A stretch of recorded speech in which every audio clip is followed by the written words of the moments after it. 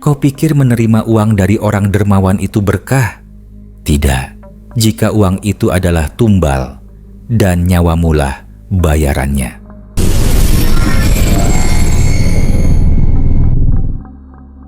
Desa Wiralaga, sebuah desa kecil yang terpencil di pinggiran Lampung, mulai berubah drastis sejak kedatangan Pak Haji Darmanto. Tak ada yang tahu pasti dari mana asal kekayaannya. Yang pasti, dalam waktu singkat, ia membangun rumah 3 lantai dengan pagar besi hitam menjulang. Setiap Jumat, ia membagikan uang kepada warga desa yang membutuhkan. Pak Haji itu orang baik, kata Bu Marni, janda beranak 3. Aku dibantu uang 3 juta buat biaya anak sekolah. Tapi, hanya 3 hari setelah itu, Bu Marni ditemukan tewas tergantung di dapur rumahnya, dengan wajah membiru dan lidah menjulur keluar. Kematian itu dianggap bunuh diri. Tapi, selang 2 minggu kemudian, Pak Sarto, buruh tani yang juga menerima bantuan dari Pak Haji, tewas tertabrak truk. Dan selang seminggu kemudian, anaknya Pak Karyo, yang baru saja menerima uang sumbangan untuk sunatan, meninggal tenggelam di sungai. Kematian demi kematian terus terjadi. Dan yang menyadari pola mengerikan itu adalah Rio, pemuda desa yang cerdas dan skeptis. Apa nggak aneh? Semua yang nerima uang dari Pak Haji matinya mengenaskan dan cepet banget, bisik Rio kepada temannya. Namun, tak ada yang berani bicara lantang. Pasalnya, setiap kali ada yang menuduh Pak Haji, orang itu akan jatuh sakit mendadak. Bahkan, ada yang kerasukan dan menggigit lidahnya sendiri sampai mati. Rio memutuskan menyelidiki sendiri. Suatu malam, ia menyelinap ke rumah Pak Haji dan melihat hal mengerikan. Rumah Pak Haji Darmanto berdiri angkuh di ujung desa. 3 lantai menjulang dengan dinding berlapis marmer hitam. Pagar besi tinggi menutup rapat seluruh area, seolah menyembunyikan sesuatu yang tidak boleh dilihat siapapun. Rio berdiri di balik pohon pisang, memandangi rumah itu sambil menahan napas. Jarum jam sudah menunjuk ke angka 2 dini hari. Angin malam berembus dingin. Di tangannya, senter kecil dan kamera tua menggigil pelan. Bukan karena cuaca, tapi karena firasat yang buruk. Beberapa jam sebelumnya, Rio sempat mendengar suara aneh dari balik rumah Pak Haji. Suara seperti orang mengerang, lemah, parau, dan tersiksa. Saat warga lain sedang terlelap, Rio memutuskan menyelinap masuk malam itu juga. Ia tidak ingin ada korban berikutnya. Dengan cekatan, ia merayap ke celah kecil di sisi pagar belakang, tempat anjing penjaga tak pernah mondar-mandir. Ia sudah mematikan semua notifikasi ponsel. Ini misi berbahaya. Begitu menjejakkan kaki di halaman belakang, ia mendengar suara langkah. Perlahan, berat, seolah kaki yang tidak utuh diseret. Rio langsung berjongkok di balik pot besar berisi tanaman hias. Dari arah sudut rumah muncul sosok putih, bungkus kain kafan.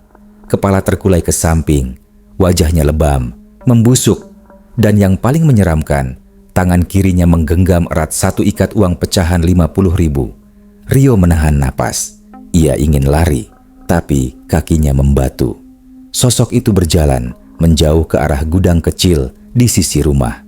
Lalu suara pintu tua berderit pelan. Setelah hening selama 1 menit, Rio bangkit dan mengendap mengikuti arah makhluk itu. Jantungnya memukul tulang rusuk seperti palu. Ia sampai di depan gudang itu. Pintu kayunya setengah terbuka. Aroma busuk menusuk hidung, perpaduan anyir darah dan bau bangkai. Rio menyalakan senter kecilnya pelan-pelan. Apa yang ia lihat di dalam benar-benar tidak bisa ia percaya. Gudang itu ternyata bukan gudang, tapi semacam ruang altar. Di tengahnya ada mangkuk tanah liat besar, berisi darah yang masih segar dan menggumpal. Di sekitarnya ada foto-foto warga desa yang selama ini sudah mati. Di bawah masing-masing foto ada secari kertas bertuliskan angka jumlah uang yang mereka terima dari Pak Haji. Bu Marni, 3 juta Pak Sarto, 5 juta Karyo, 700.000, dan seterusnya. Di sisi lain ruangan ada rak besar yang penuh dengan bungkusan kain putih. Semuanya dilabeli tanggal, tanggal kematian korban. Rio mendekat dan satu bungkusan jatuh ke tanah. Terbuka sedikit, mata membusuk seorang wanita terbuka perlahan dari balik kain kafan itu, memandang langsung ke arah Rio. Rio menjerit dan terjungkal. Tapi sebelum ia sempat lari, suara berat menggema dari belakangnya. "Sudah tahu terlalu banyak ya, Rio." Pak Haji Darmanto berdiri di ambang pintu gudang. Senyumnya lebar, tapi matanya kosong, seperti tidak berjiwa. Di belakangnya berdiri sosok tinggi besar, berpakaian serba hitam, berwajah kosong dengan mata merah menyala. Sosok itu bukan manusia. "Kau pikir aku kaya karena kerja keras? Tidak, anak muda. Aku diberi rejeki, asal mau berbagi. Tapi setiap rejeki harus ada penyeimbangnya. Harus ada yang dikorbankan." Rio gemetar. "Itu pocong tadi, mereka korbanmu." Pak Haji tertawa lirih. "Mereka yang menerima berarti siap menggantikan. Hukum yang sederhana. Apa yang datang harus kembali." Dengan jiwa Rio berdiri perlahan, mundur beberapa langkah. Tapi langkahnya terhenti ketika satu demi satu bungkusan kain kafan di rak itu mulai bergerak. Ada yang menggeliat, ada yang terdengar suara rintihan dari dalamnya. Bahkan beberapa mulai duduk, terbungkus kain kafan tanpa mata, dengan tangan tergenggam uang yang sama. "Kau sudah masuk ke wilayahku, Rio," desis Pak Haji. "Maka sekarang kau milikku." Rio langsung berlari keluar dari gudang. Tapi jalan keluar seperti berubah. Pagar besi di belakang rumah kini tertutup rapat, meskipun tadi terbuka. Ia menabrak dinding pagar dan meronta. Suara-suara pocong makin dekat. Suara tawa Pak Haji menggema di seluruh halaman. Sampai akhirnya, suara azan subuh berkumandang dari kejauhan. Semua suara lenyap. Pagar terbuka sendiri. Rio tak berpikir 2 kali. Ia lari sekuat tenaga keluar dari rumah itu. Tak peduli tanah becek, tak peduli tubuhnya lecet. Dia bersumpah tidak akan pernah kembali. Tapi lebih dari itu, dia bersumpah akan membongkar semuanya. Namun, semua orang yang ia ceritakan menganggapnya gila. Bahkan, keluarganya sendiri menganggap Rio kerasukan setan. Tapi, Rio tidak menyerah. Ia menyusun rencana. Dan malam itu menjadi titik awal perlawanan Rio terhadap kekuatan kelam di balik kekayaan Pak Haji Darmanto. Pagi setelah kejadian di rumah Pak Haji, Rio duduk terpaku di kamar kosnya.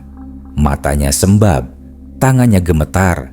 Di depan laptopnya, rekaman dari kamera kecil semalam telah ia unggah ke akun anonim.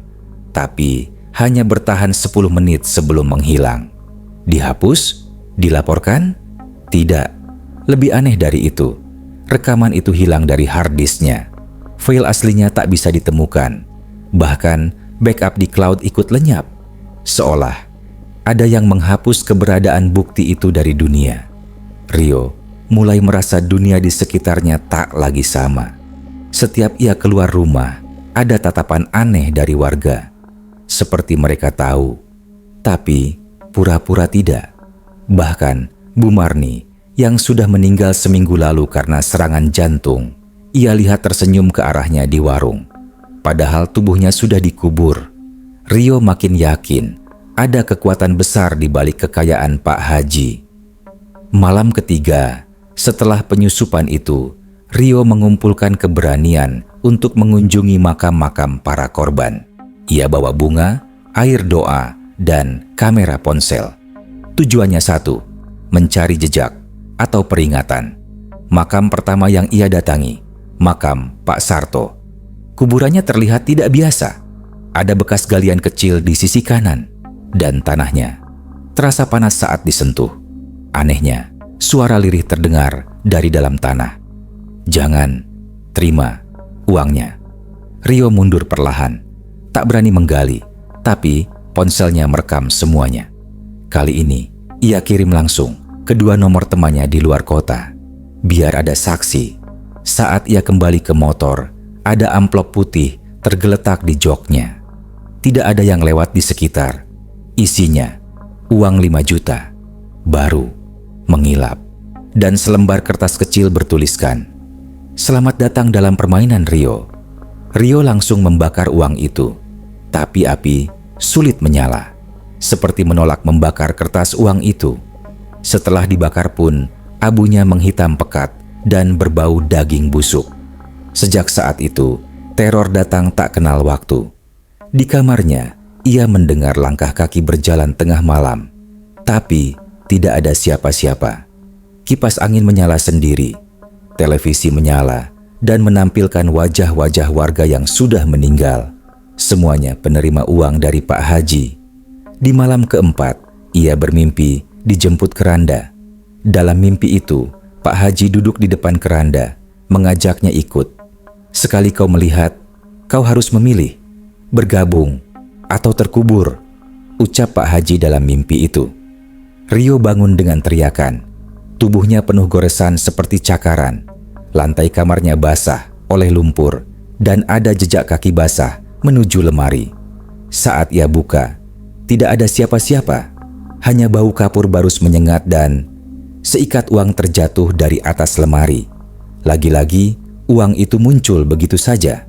Rio mulai merasa bahwa setiap penolakan terhadap hadiah itu akan mempercepat kematiannya.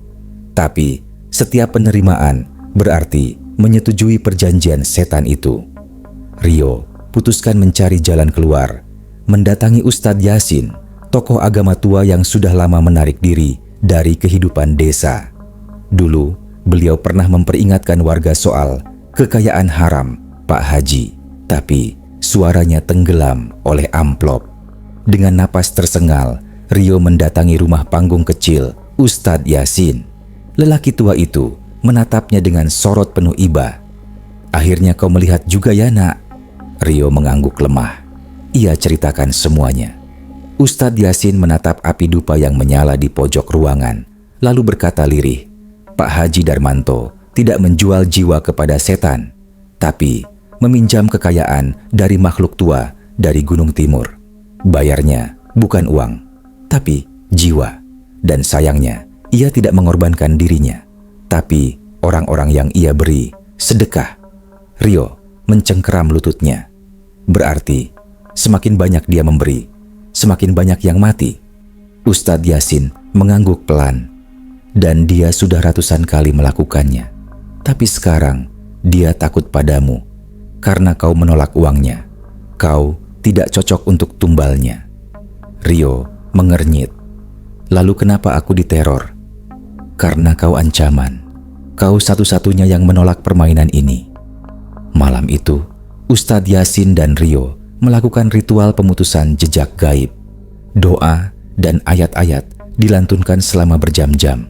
Tapi saat jam menunjukkan pukul 02.34, lampu mati. Angin kencang masuk dari celah-celah dinding kayu. Lilin padam. Lalu dari luar rumah terdengar suara, "Allahu Akbar, Allahu Akbar." Namun suara adzan itu terdistorsi, patah-patah, disertai tawa cekikikan. Dari jendela, Rio melihat puluhan pocong berdiri mematung, masing-masing memegang uang di tangan. Wajah mereka semua warga desa yang sudah mati. Dan di tengah-tengah mereka berdiri Pak Haji Darmanto. Kali ini wajahnya penuh luka bakar, mata hitam tanpa bola mata. Tapi ia tersenyum. "Rio, kamu tidak bisa lari." Tiba-tiba semua makhluk itu lenyap dan listrik kembali menyala. Tapi sebuah bekas telapak tangan terbakar tertinggal di dinding rumah Ustadz Yasin. Rio tahu ini belum selesai, bahkan baru saja dimulai. Pagi itu, setelah malam penuh teror, Rio terbangun dengan tubuh lemas dan suara tangisan kecil dari luar rumah Ustadz Yasin. Ia membuka pintu pelan-pelan dan terkejut saat melihat seorang ibu muda duduk di tanah sambil memeluk jenazah anak laki-lakinya yang masih memakai seragam sekolah dasar. Dia baru tadi malam dikasih uang jajan sama Pak Haji, katanya biar bisa jajan puas. Anak itu meninggal mendadak dalam tidurnya. Mulutnya berbuih, matanya terbuka lebar, dan di genggamannya masih ada uang 5 ribuan yang sudah robek jadi 2, bekas dicakar sesuatu. Rio merasa perutnya mual. Ini bukan lagi peringatan, ini perburuan. Dia makin serakah, gumam Ustadz Yasin. Korban bukan lagi dewasa, bahkan anak-anak sudah jadi sasaran. Setelah pemakaman siang itu, Rio dan Ustadz Yasin menyusun rencana terakhir. Mereka tak bisa diam. Satu-satunya cara adalah menghancurkan tempat yang menjadi pusat kekuatan Pak Haji. Peti besi di ruang bawah tanah rumahnya. Peti itu bukan untuk menyimpan uang, kata Ustadz Yasin, tapi tempat menyimpan jiwa para korban, semacam wadah gaib. Malam harinya, mereka menyelinap kembali ke rumah besar milik Pak Haji Darmanto. Anehnya, pagar terbuka, lampu menyala terang, tapi suasana rumah itu sepi, terlalu sepi. Tak ada suara TV seperti biasanya, tak ada deru kipas angin, bahkan suara jangkrik pun menghilang. Ini jebakan, bisik Rio. Namun, mereka sudah telanjur masuk. Ustadz Yasin membuka surban putihnya, menyiapkan tasbih dan segenggam garam.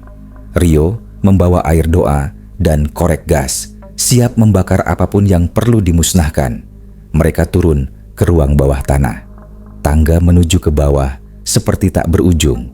Dindingnya penuh dengan lukisan tua, gambar orang-orang desa dengan mata kosong dan bibir dijahit. Semua lukisan itu seolah hidup. Mata mereka mengikuti Rio dan Ustadz Yasin. Di ujung lorong gelap itu, mereka sampai di ruangan besar dengan satu peti besi di tengah. Peti itu berdiri tegak seperti lemari dan berdenyut. Ya, berdenyut seperti jantung hidup. Ustadz Yasin mendekat melafalkan doa. Peti itu menggeliat. Dari sela-selanya muncul tangan-tangan hitam berusaha keluar. Ini dia, tempat semua jiwa korban ditahan. Tapi sebelum mereka bisa berbuat apa-apa, Pak Haji muncul. Kali ini tidak sendiri. Di belakangnya ada makhluk hitam tinggi besar, bermata merah menyala dan bertanduk bengkok. "Kenapa kalian tidak bisa diam?" tanya Pak Haji dengan suara yang terdengar seperti gema dari liang kubur. "Karena darah sudah terlalu banyak tumpah," balas Ustadz Yasin membentangkan tangannya. Makhluk itu meraung keras. Langit-langit ruang bawah tanah bergetar. Tapi Ustadz Yasin berdiri teguh. Ia mulai membaca ayat kursi sambil melempar garam ke peti. Jeritan menggema dari dalam. Seolah ratusan jiwa menjerit serempak. Rio menyiramkan air doa ke peti. Uap hitam keluar seketika. Bau belerang memenuhi ruangan. Lalu peti itu meledak dari dalam. Semua cahaya padam. Dunia gelap, tapi jeritan jiwa-jiwa korban terus menggema. Ketika Rio membuka mata, ia mendapati dirinya di sebuah ruangan putih, seperti mimpi. Di sekelilingnya berdiri puluhan orang, semuanya korban Pak Haji. Mereka tersenyum dan perlahan menghilang menjadi cahaya. Tiba-tiba ia terdengar suara, "Kau telah membebaskan kami." Lalu gelap kembali. Rio terbangun di pinggir jalan desa, berlumur debu dan luka di kaki. Di sebelahnya, Ustadz Yasin masih hidup meski napasnya tersengal. Tapi rumah Pak Haji hangus, rata dengan tanah. Tak ada api, tak ada pemadam. Rumah itu lenyap, seolah ditelan bumi. Hanya satu hal yang tersisa, sebatang lilin merah yang masih menyala di tengah reruntuhan. Dan Pak Haji tak ditemukan jejaknya. Tidak ada mayat, tidak ada tulang, hanya sebuah jam tangan emas miliknya yang ditemukan hangus, masih berdetak. 3 hari kemudian, Rio meninggalkan desa. Tapi sebelum pergi, ia menerima satu pesan WhatsApp dari nomor tak dikenal. Pesannya hanya satu kalimat, "Uang terakhir dari neraka masih bersamamu." Saat ia membuka tasnya, di dalamnya ada amplop putih berisi uang, utuh, 5 lembar ratusan ribu, dan 1 kertas kecil. Tulisan di kertas itu, "Jika kau menyentuh uang ini, permainan dimulai lagi." Rio membakar amplop itu di hadapan masjid. Kali ini uang itu terbakar habis, meninggalkan abu hitam dan aroma melati. Namun malamnya, di kamar hotel kecil tempat ia menginap di kota, Rio mendengar sesuatu mengetuk pintunya. Tok, tok, tok. 3 ketukan, lalu suara lirih. Rio, masih ada yang belum selesai. Rio tak buka pintu. Ia hanya diam, menatap bayangan kaki di bawah celah pintu kamar, kaki yang tak menyentuh tanah. Malam itu, ketukan di kamar Rio masih terus berlanjut. Tok, tok, tok, pelan, tapi menekan batin. Rio berdiri kaku, menatap celah bawah pintu tempat bayangan kaki tergantung, tidak menyentuh lantai, seperti mengambang. Jantung Rio berdetak lebih cepat. Suhu ruangan tiba-tiba turun drastis. Napasnya membeku. Ia mundur pelan dan mengambil air doa yang selalu ia bawa sejak kejadian di rumah Pak Haji. Saat hendak menyiramkan ke arah pintu, suara itu berbicara lagi. "Rio, bukalah. Aku ingin mengembalikan uangmu." Seketika itu juga, semua lampu kamar mati. Rio menjerit dalam gelap. Ia meraba-raba hingga berhasil menyalakan senter dari ponselnya. Saat cahayanya menyorot pintu, sosok wanita berpakaian serba putih berdiri membelakanginya. Rambutnya panjang menutupi wajah. Tubuhnya kurus dan gemetar. "Terima uang itu. Aku ingin bebas." Suara itu pecah, seperti berasal dari 2 dimensi berbeda. Rio gemetar. Ia langsung menyiramkan air doa ke arah makhluk itu. Jeritan panjang terdengar. Tubuh wanita itu perlahan menghitam seperti arang terbakar, lalu menghilang menjadi debu tipis. Rio terduduk di lantai. Ponselnya bergetar. 1 pesan baru masuk. "Jiwa yang terikat ingin kembali, tapi hanya bisa lewat kamu sekarang." Dikirim dari nomor Pak Haji Darmanto. Keesokan harinya, Rio kembali ke desanya. Tapi suasana berubah drastis. Banyak rumah terlihat kosong. Beberapa warga mengurung diri. Ada yang histeris. Bahkan kepala desa ditemukan pingsan di mushola dengan uang lembaran merah menutupi wajahnya. Desa itu kini seperti dihantui rasa bersalah kolektif. Semua pernah menerima bantuan dari Pak Haji, dan kini semua ditagih tumbalnya. Ustadz Yasin menyambut Rio dengan mata sembab. Ia menunjukkan sebuah buku tua yang katanya baru ditemukan di loteng rumah Pak Haji. Buku itu adalah semacam kitab perjanjian. Di dalamnya ada catatan tangan dan daftar nama. Semuanya orang yang pernah menerima uang Pak Haji, lengkap dengan tanggal kematian mereka. Yang lebih menyeramkan, di halaman terakhir ada tulisan besar, "Jika pengikat mati, pewaris harus menanggung."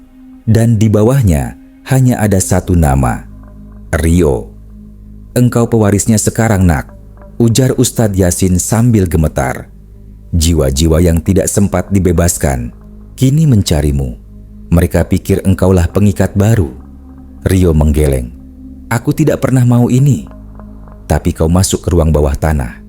Kau menyentuh peti.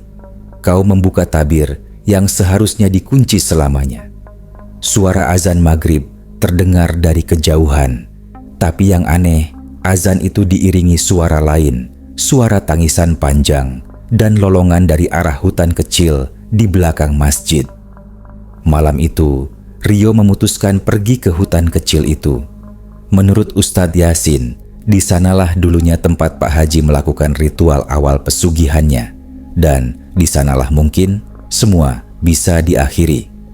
Hutan itu gelap dan dingin, meski tidak ada angin. Di tengah hutan, Rio menemukan lingkaran batu besar dengan genangan air hitam di tengahnya.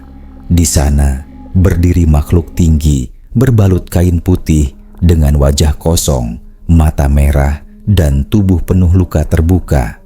Makhluk itu mengangkat tangan kirinya dan di telapak tangannya terlihat wajah-wajah para korban. Mereka menjerit, menangis, meminta dilepaskan. "Bawa aku, gantikan posisiku." Suara makhluk itu berdengung di kepala Rio, bukan lewat telinga. Rio hampir pingsan karena tekanan suara itu. Tapi ia mengingat wajah-wajah warga desa. Ia mengingat jenazah anak kecil yang memegang uang robek. Ia mengingat ketukan pintu dan jam tangan Pak Haji yang tetap berdetak. "Tidak akan kubiarkan ini terus." Rio membuka Al-Quran kecilnya dan membacakan ayat-ayat yang diajarkan Ustadz Yasin. Lingkaran batu mulai bergetar, air hitam mendidih, makhluk itu menjerit, kepalanya terbakar api, tak kasat mata. Lalu bumi terbelah, lingkaran batu itu runtuh, suara ledakan gaib terdengar, dan Rio terseret ke dalam lubang bersama makhluk itu. Beberapa jam kemudian, warga menemukan Rio tergeletak di pinggir jalan, tubuhnya penuh lumpur dan darah. Tapi ia masih hidup. Ia membuka mata dan hanya berkata, "Sudah, cukup, mereka sudah bebas." Namun cerita belum berakhir. Beberapa minggu kemudian, seorang penjual rokok keliling menemukan selembar uang 100.000 di teras masjid tua. Ia mengambilnya dan menyimpannya di saku baju. Malamnya, ia ditemukan tewas tergantung, mulutnya penuh abu. Di tangannya, uang merah itu terbakar setengah. Di baliknya, tertulis satu kalimat samar, "Hanya mereka yang menolak yang akan selamat." 2 bulan setelah kejadian di hutan itu, keadaan desa terlihat kembali normal. Tak ada lagi ketukan misterius di malam hari. Tak ada uang jatuh dari langit. Bahkan, rumah besar Pak Haji kini telah ditinggalkan dan dibiarkan lapuk ditelan semak-semak. Tapi Rio tahu, semuanya belum benar-benar selesai. Sejak ia bangun dari pingsan waktu itu, ia mulai mengalami hal aneh. Mimpi-mimpi berulang tentang wajah-wajah yang menatapnya dari balik kabut. Mereka tak mengatakan apapun, hanya menatap dan menunjuk ke arah timur. Setiap malam, mimpi itu datang, lebih nyata dari malam sebelumnya. Hingga suatu malam, ia terbangun dalam kondisi kedua tangannya penuh tanah merah dan sepatu di kakinya basah, padahal ia tidur di dalam rumah. Rio menangis. Ia sadar sebagian jiwanya masih terhubung dengan perjanjian terkutuk itu. Keesokan harinya, Rio menemui Ustadz Yasin. Sang Ustadz terlihat lebih tua dan lelah, namun masih berpegang pada keyakinan bahwa semua yang dikembalikan kepada Allah akan menemukan jalan bebasnya. Ustadz Yasin lalu memberikan satu nama, Abah Wirya, seorang kiai sepuh yang dulu pernah memperingatkan Pak Haji Darmanto jauh sebelum beliau kaya raya. Kabarnya, Abah Wirya tinggal di sebuah pondok kecil di perbukitan utara, tempat yang hanya bisa ditempuh dengan berjalan kaki. Kalau ada yang bisa memutus rantai warisan setan itu, hanya dia, kata Ustadz Yasin. Perjalanan Rio mendaki bukit bukanlah perkara mudah. Di tengah jalan, ia beberapa kali melihat bayangan orang-orang mati berdiri di bawah pohon, seolah menanti keputusan akhir. Ada anak kecil, wanita tua, bahkan seorang polisi. Semua pernah menerima uang dari Pak Haji. Namun, mereka tidak mengganggu. Mereka hanya menatap Rio, matanya kosong, seperti menunggu kepastian. Saat tiba di pondok Abah Wirya, udara terasa sangat dingin. Kabut menutup segala arah. "Jiwamu masih terikat," kata Abah Wirya sebelum Rio sempat membuka mulut. "Karena kau menolak menjadi pengikat baru, maka kini mereka mencari yang lain." Rio bingung. Siapa? Siapa yang mereka incar? Abah Wirya menatap keluar jendela.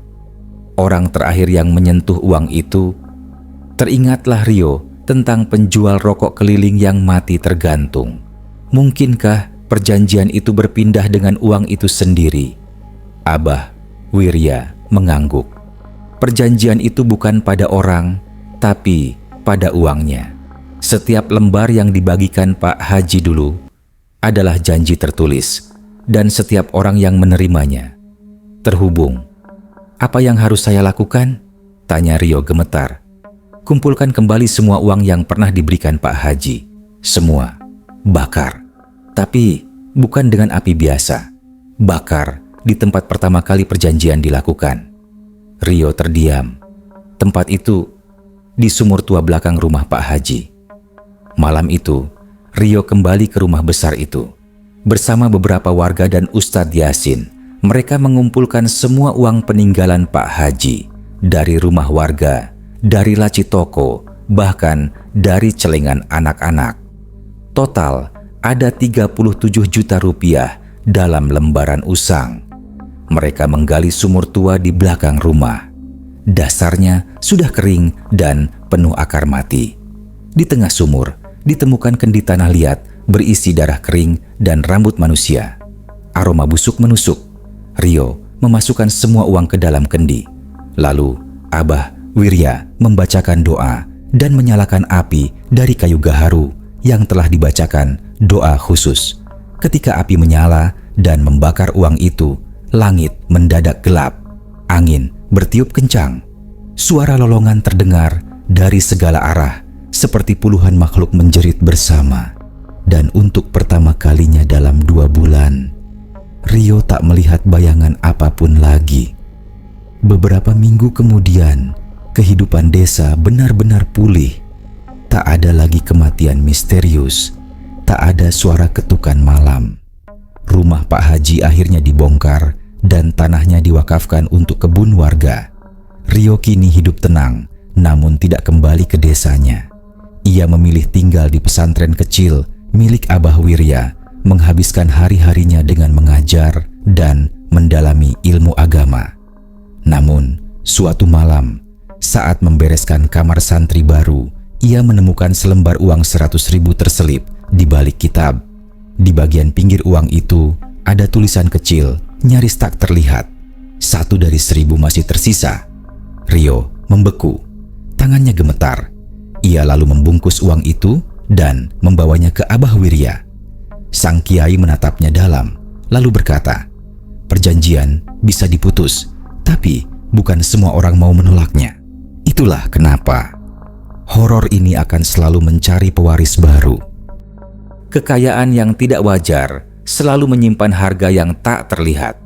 Kadang bukan dia yang membayar, tapi kita. Hati-hati dengan uang yang kau terima. Bisa jadi itu bukan berkah, tapi undangan menuju ajal. Jika kalian suka kisah ini dan ingin tahu lebih banyak cerita horor nyata seperti ini, jangan lupa like, komen, dan subscribe. Dan ingat, bukan semua pemberian itu tulus.